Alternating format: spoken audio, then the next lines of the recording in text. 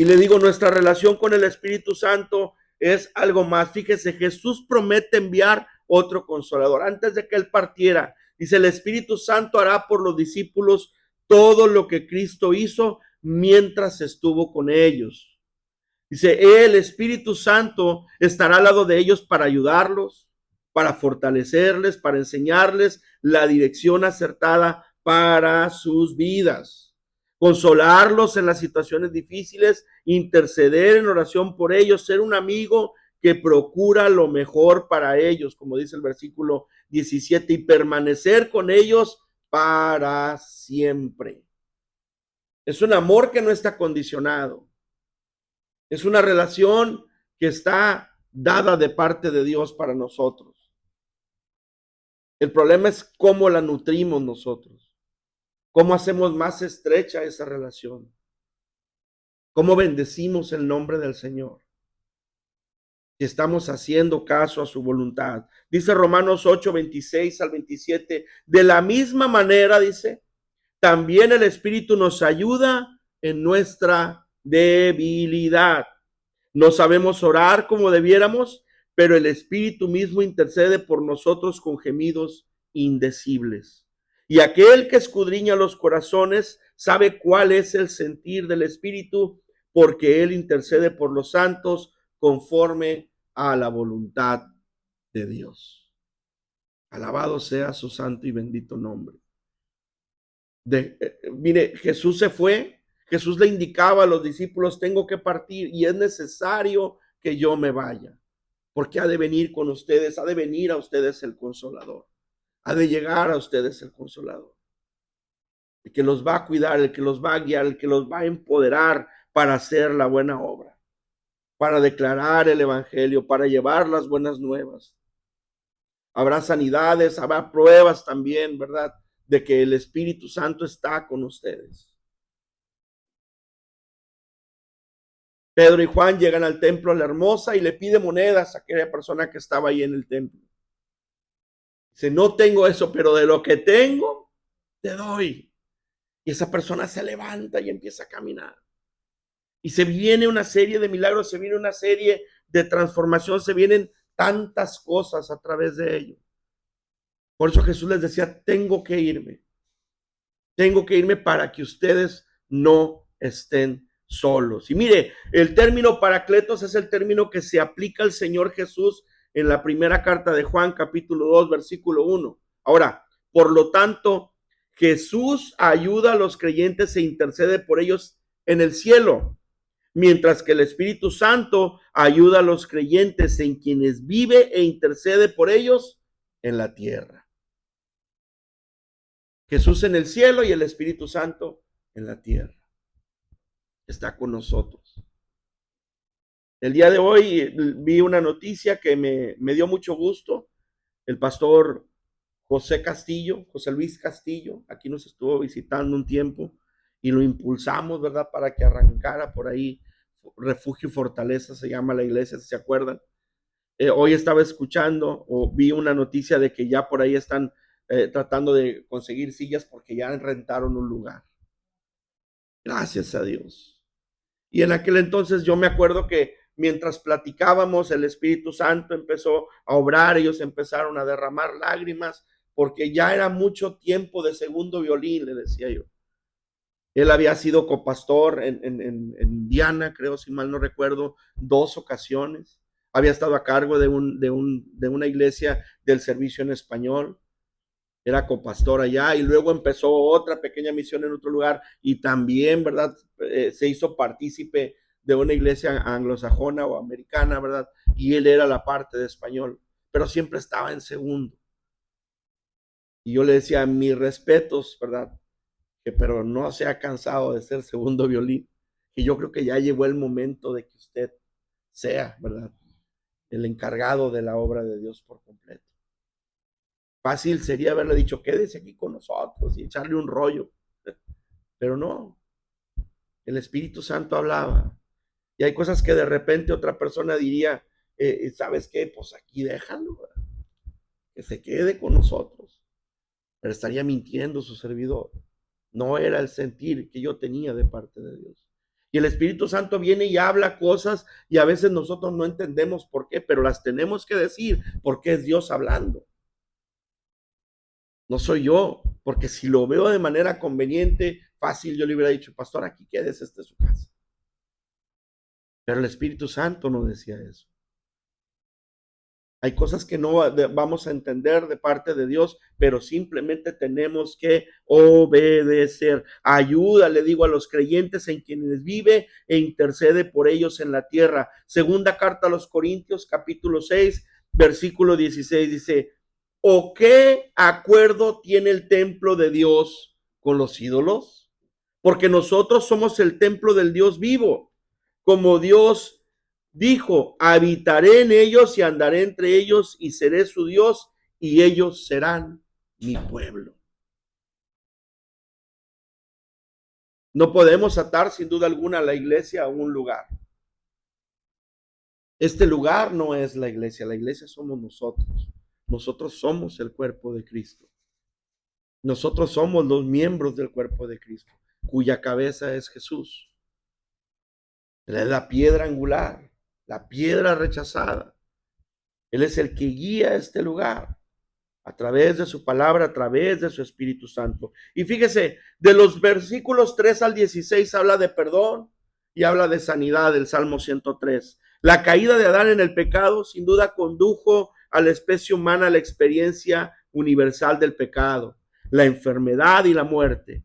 Por el contrario, fíjese, el salmista enumera las bendiciones de Dios para su pueblo, perdón de sus pecados, sanidad para sus enfermedades y los dones de redención y vida eterna. El perdón, mis amados hermanos, es el primero y más importante don que pueda recibirse de Dios. Mediante él nosotros como creyentes somos restaurados a la gracia de Dios y redimidos de la destrucción a través de la sangre preciosa de Jesús. De ese sacrificio que Jesús hizo por usted y por mí.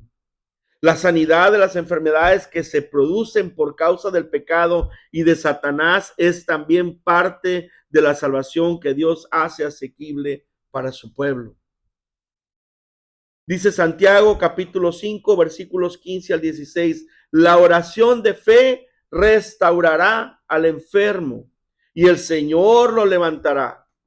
Dice, si ha cometido pecados, le serán perdonados. Por tanto, confiésense sus pecados unos a otros y oren unos por otros para que sean sanados. La oración eficaz del justo puede lograr mucho. Hace tiempo nos visitó una hermana con un diagnóstico muy fuerte de cáncer. Nos reunimos, todos nos paramos, todos dijimos, vamos a orar por la hermana.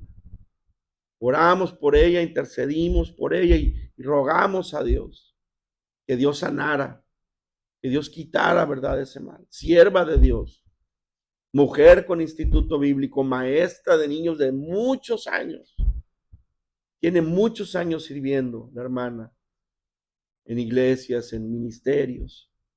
Gente ¿cómo le diré? Que sirve de corazón al Señor.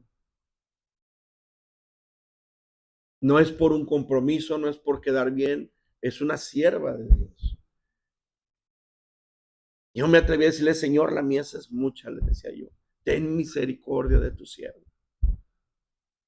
Ten misericordia. Le digo, me atreví porque es conforme a sus misericordias. Yo no puedo ordenarle al Señor que haga. Dios no es un camarero que esté esperando a que yo declare y que Él haga las cosas. No, clamamos a su misericordia. La mujer le clamaba y le clamaba al maestro y el maestro la ignoraba. Y ella, Señor, ten misericordia de mi hija.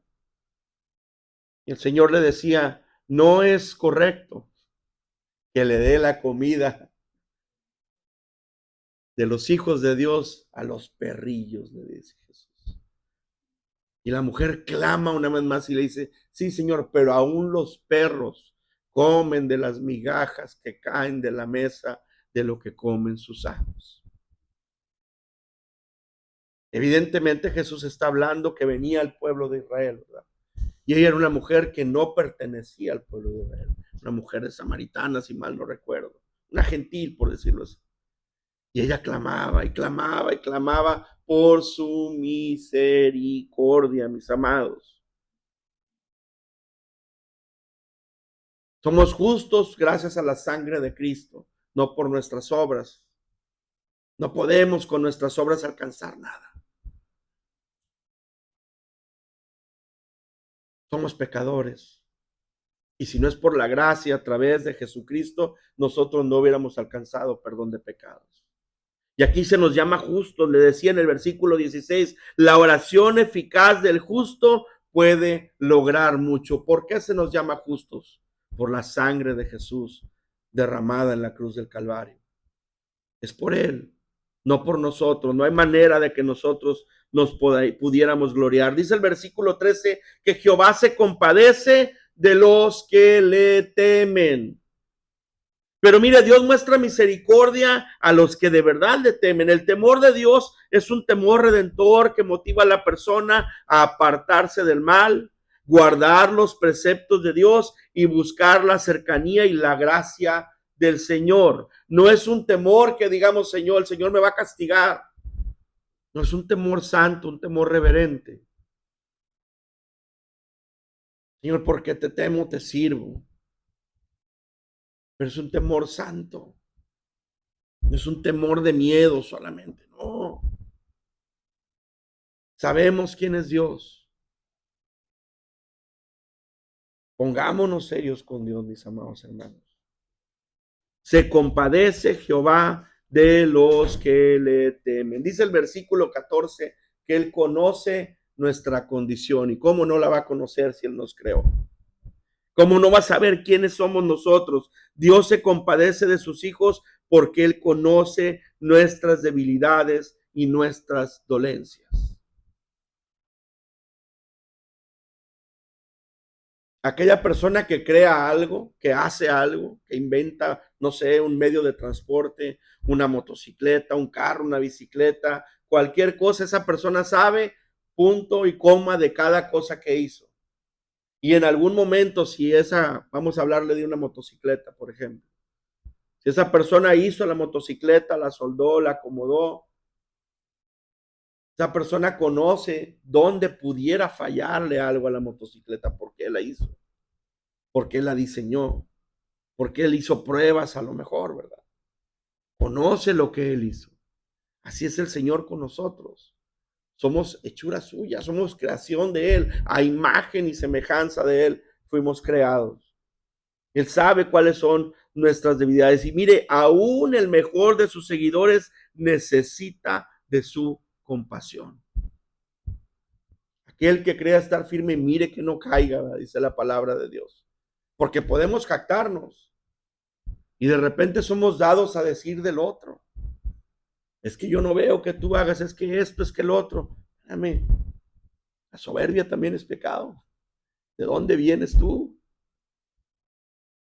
Porque pudiéramos decir, ¿verdad? Del mismo costal nos sacaron. Todos somos lavados con la sangre de Cristo. No nos toca a nosotros juzgar al otro. Al contrario, deberíamos de estar orando por él. En vez de criticarle, en vez de llamarle la atención de esa manera, ¿verdad? Aún el mejor de sus seguidores, le digo, necesita de su compasión. Y nuestro Dios, como un padre, siente profunda emoción por sus hijos cuando ellos fracasan, sufren o son maltratados. Así también el Padre Celestial sufre cuando los suyos están sufriendo. Ayer fuimos a un partido de Manuel, allá en Edinburgh. Por la gracia de Dios metió 2 goles. Ganaron 3-2. El tercero fue una asistencia, fue un tiro de esquina y ahí se hizo el acomodo y pum, entró el tercer gol. Ya les andaba porque estaban empatados 2-2. Le voy a decir algo, a mí el fútbol no me gusta. Ya lo saben, lo he platicado muchas veces. No es algo que a mí me agrade el fútbol. Lo aguanto, puedo verlo, pero cuando mi huerco mete un gol, anduvimos en Houston hace como 2-3 semanas y tuvo una participación ahí muy buena de un gol, lo alcanzó con la cabeza, un pateó y entró la pelota. Se me salieron las lágrimas. como si hubiera pedaleado conmigo 100 millas en la bicicleta, que eso sí me gusta.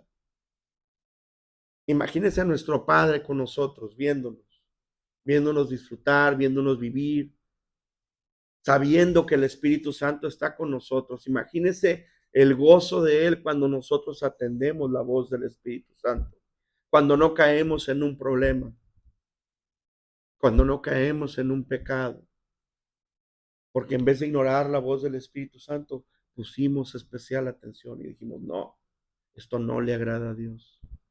El Señor se goza de eso. El Señor se goza cuando atendemos, ¿verdad? Nuestro Padre Celestial también sufre cuando nosotros estamos sufriendo. Yo le hablo del gozo de los goles, pero que no me tiren al huerco. Hace como unos 3 meses estaba corriendo por su esquina y vino un muchacho y le pegó en el pie, dio la maroma y cayó. Se levantó, gracias a Dios, bien. Le ha ido bien, gracias a Dios se levantó bien. Pero qué susto nos sacó. Y de momento, ay Dios, te pegó, te duele esto, lo otro. No, sí se levantó cojeando, pero al rato ya andaba corriendo. Ya cuando estamos acá, dijo, pues se vio aparatoso, sí me caí, pero de momento estábamos, caray, ¿qué pasó? Y ya sabrá la mamá, echando grito, ¡ey! No le empujes así, gritando. Imagínese nuestro Padre por nosotros sus hijos. Y pudiéramos decir que no, ¿yo quién soy? ¿Quién soy para que Dios me vea de esa manera? ¿Quién soy para que Dios me considere así? Si en mi casa nunca me atendieron, si en mi casa mi papá no sabía de mí, si en mi casa mi mamá no sabía de mí, si soy una persona que estuve en drogas, si soy una persona que pasé por divorcio, me despreció mi esposo, me despreció mi esposa, Dios se va a compadecer de mí. Dice la palabra de Dios que aun cuando tu padre y tu madre te abandonaran, Dios no te abandonará. Claro que se place de nosotros. Claro que a Él le gusta estar con nosotros. Le gustan nuestras victorias y sufre en nuestro sufrimiento. En medio de la angustia, del fracaso y de la lucha, nosotros como creyentes no debemos de pensar que Dios es indiferente, mis hermanos. Más bien debemos recordar que los ojos de Dios nos contemplan con compasión y Él nos ayudará según nuestra necesidad y dará con la prueba también la salida y nos dará la fortaleza para poder aguantar ese problema. Porque Dios no nos da pruebas que nosotros no podamos resistir. Vemos difícil la situación. Oiga, el pasado domingo oramos por trabajo. Nada más en 3 personas que estuvimos, 4 personas que estuvimos platicando aquí, 2 desempleados. Una hermana compartió, no, pues ahí ya se oye el chisme, ¿verdad? De que está el run run, ¿verdad? De que ya es el tiempo. Otra hermana nos compartía, ¿sabes qué? En lo que yo hago de mi trabajo, no está habiendo mucho movimiento, flujo de ventas. Abrimos nuestro corazón aquí. Tenemos necesidad. Somos hijos de Dios. Y no estamos exentos de que haya pruebas. No estamos exentos de que haya situaciones, pero Dios conoce nuestra condición. Dice el versículo 14 del Salmo 103. Dios conoce nuestra condición. Él está dispuesto a atender. Él está dispuesto a escuchar. El problema es que nosotros, usted y yo, estemos dispuestos a esperar el tiempo de Dios, a soportar la prueba que Dios nos está poniendo. Dios es bueno, mis amados hermanos. Dios es bueno. Hay un dicho que dice, Dios es bueno todo el tiempo. Todo el tiempo Dios es bueno.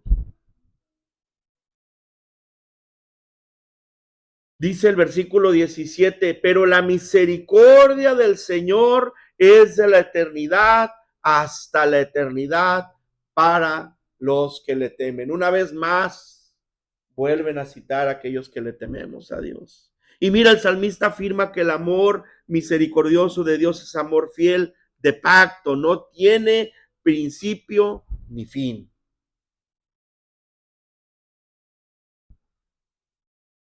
Es desde siempre. Dice Areli que la primera vez que yo fui a verla a su casa, salió Areli, ¿verdad? Y dice que yo estaba agarrado de la reja que tenía ahí la casa de mi suegra, ¿verdad? Y yo estaba estirándome, no me acuerdo qué estaba haciendo yo. Y cuando yo conocí a Areli, traía el pelo recogido, ¿verdad? Traía un vestido rojo de satín, parecía banderilla de torero, flaca, flaca, ¿verdad? Y traía una cebolla, Areli, ¿verdad? En aquel entonces, en la boda de mi cuñado. Pero ese día salió Areli y salió con el pelo chino, esponjado. Y yo me acuerdo que volteé y la vi. ¿Tienes el pelo chino? Me acuerdo que le dijo, sí.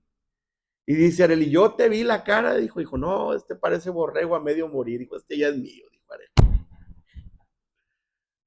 Ahorita se ríe, pero me lo ha dicho 2, 3 veces. Todavía la semana pasada me lo estaba diciendo. Desde ahí te vi yo.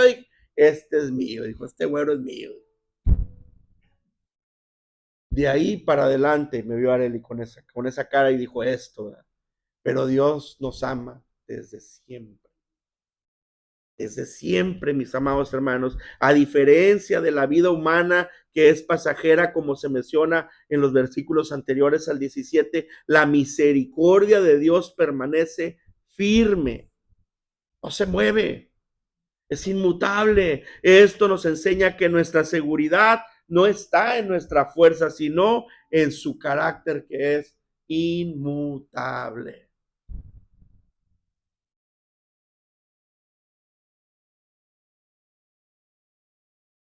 Hay cambios en nosotros como personas. Si le platico la historia de mía y de Areli, anduvimos 5 veces, parecía novela de lágrimas y risas, ¿verdad? Y en la tercera vez se le olvidó que era mío ya, así como que yo lo vi ya y era mío. No, en la tercera vez ella me terminó a mí. Digo, yo andaba también con mis detalles, ¿verdad? Y le digo algo, Dios a nosotros no nos limita, no nos pone condiciones. Obviamente, ¿verdad? Areli tenía sus razones para lo que pasó en aquel entonces. Y Dios, le digo algo, tiene mucho más razones para darnos la espalda y aún así no lo hace.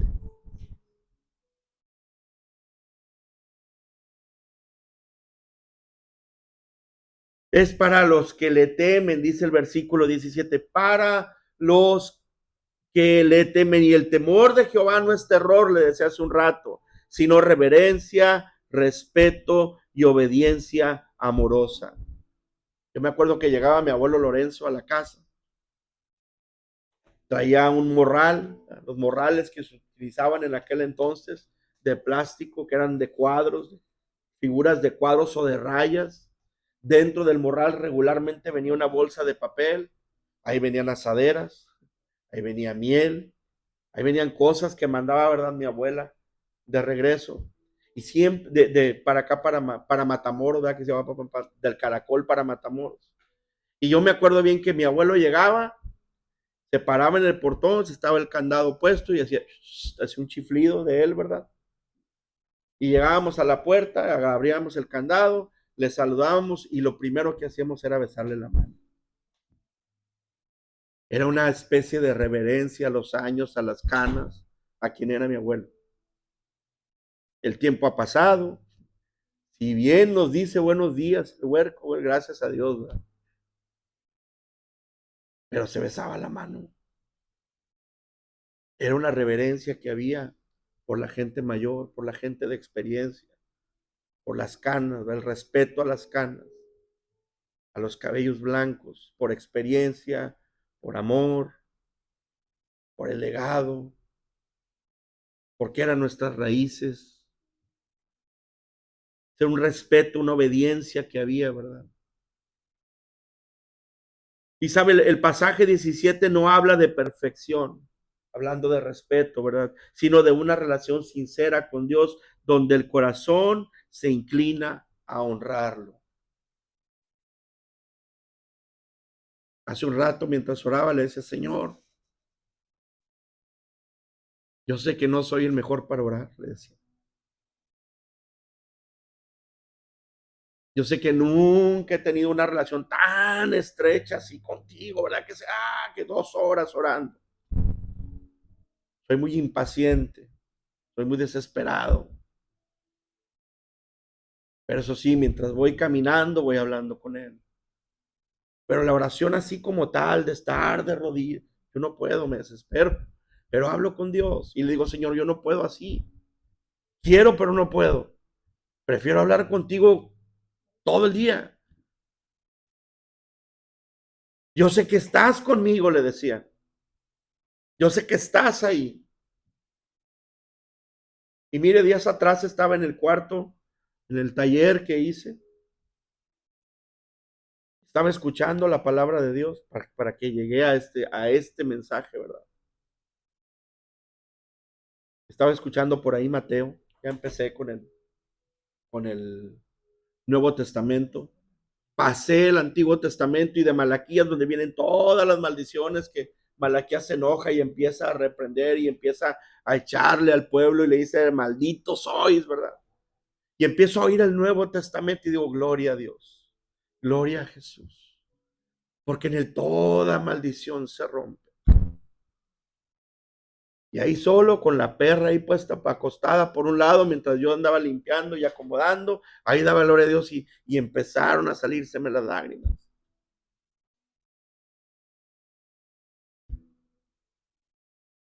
Es para los que le temen.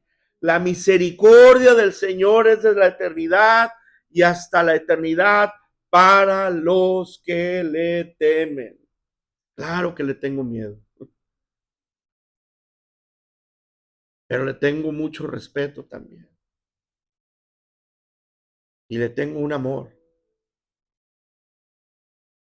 porque siendo aún como era, Él me escogió. Él me vio desde antes. Y así de imperfecto me escogió. Para su servicio, hágame el favor. Con todos los detalles que pudiéramos tener. El Señor me escogió. Dice el versículo 18, para los que guardan su pacto y se acuerdan de sus preceptos para cumplirlos. Y ahí todos fallamos. No le voy a decir, todos fallamos. Nos acordamos de los preceptos, pero ¿y los cumplimos?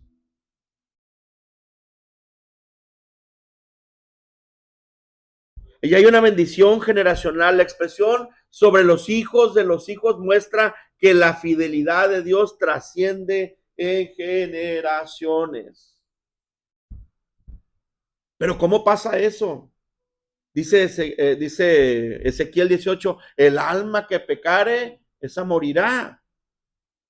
Pero nosotros como padres traemos a los niños a la casa de Dios. Y dice la palabra de Dios, instruye al niño en su camino y aun cuando fuere viejo, no se apartará de él. Bien lo vale, mis amados hermanos, traer a nuestros hijos a la casa de Dios. Que ellos escuchen palabra, que ellos aprendan, que ellos vean la misericordia de Dios, que ellos entiendan el favor de Dios, que ellos tengan temor de Dios, del temor reverente que hablamos, porque eso va a ir pasando de generación en generación. Eso es lo que yo le enseñé a mis hijos y eso es lo que mis hijos enseñarán a mis nietos, etcétera, etcétera, etcétera. Pero si nosotros no los instruimos de niños, ¿qué vamos a recibir, mis amados hermanos, como hijos? ¿Cuál va a ser nuestro legado? ¿Cuál será la mejor herencia que les dejemos? Muchos de nosotros nos preocupamos porque nuestros hijos tengan todo lo que nosotros no tuvimos. A mí cuando me dicen, ¿y qué le vas a dejar a tus hijos? Primero que nada, el temor a Dios. Se va a llegar un momento en que yo ya acabé y échale ganas, mi hijo, y para adelante. Se le enseñó a trabajar, se le enseñó a hacer las cosas, se le enseñó a temer a Dios y échale ganas. Vámonos. Yo trabajo desde los 14, 15 años. Trabajé y estudié y tuve mucho apoyo de mis papás en eso. porque simplemente la comida ya estaba, el techo ya estaba, la cama ya estaba. Tomé la decisión en algún momento de salirme de la escuela. Luego yo solito regresé, dije, no, así no se puede, dije. Y por la misericordia de Dios acabé una carrera, todo Dios me permitió. Mis padres me ayudaron en eso.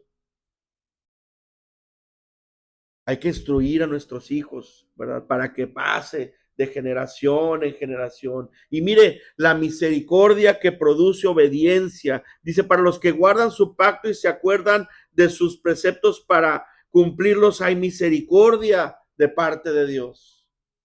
Dios no solo ofrece misericordia, espera también una respuesta de nosotros. Porque si nada más es para estar así, no, mis hermanos, Dios espera que nosotros obremos de acuerdo a los preceptos de Él. Dice que se acuerden de sus preceptos para cumplirlos. Primero que nada, guardar el pacto a través de Jesús. Aceptar a Jesús como nuestro Señor y Salvador y cambiar nuestra dirección. Y vamos hacia allá, ahora vamos hacia acá. Reconocer como el apóstol Pablo que hubo un Damasco, ¿verdad? Pablo lo vio, se maravilló y entendió, ¿verdad? Jesús le habló, como a un abortivo el Señor se me presentó. Y Pablo reconoce, Señor, le dice, ¿qué quieres que haga? Ya entendí que no puedo contigo. ¿Qué hay que hacer, Señor? Hay que guardar el pacto. Hay que guardar nuestra relación, dice el Señor. Quiero que me sigas, le dijo a Pedro. Oíamos el domingo, sígueme, le dice a Pedro. Le pregunta 3 veces Jesús una vez más, ¿me amas? ¿Me amas más que estos? ¿Me amas? Le vuelve a preguntar. Pedro se entristece, le dice, Señor, tú sabes que te amo. ¿Qué le dice Jesús? Sígueme. Debemos seguir a Jesús. ¿Qué más tenemos que hacer? Recordar los mandamientos.